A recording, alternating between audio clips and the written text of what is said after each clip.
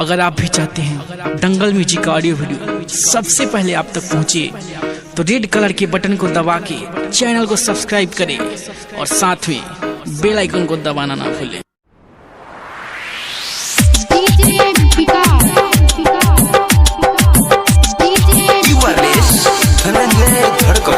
हमके बता दे रे पुरवा कवना दिशा में जाना रहे, कवना दिशा में जाना रहे।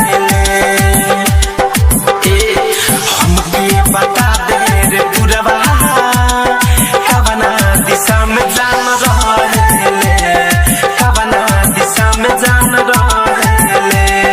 रूसो बबाली रोवे कान बाली सुरहो सिंगार रोके के कहेले।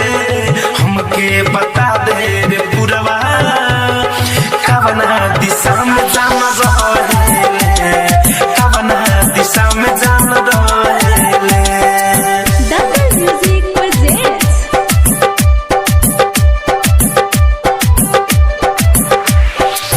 DJ विकास। आप सुन रहे हैं धनंजय धड़कन को, सुनते रहिए और झूमते रहिए।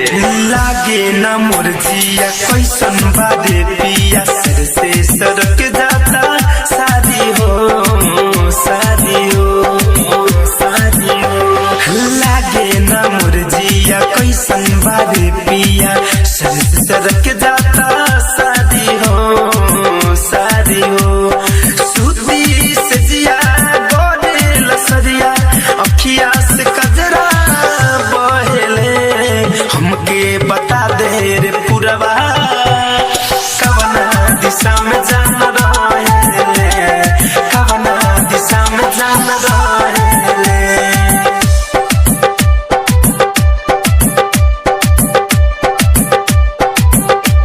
दंगल म्यूजिक presents DJ विकास।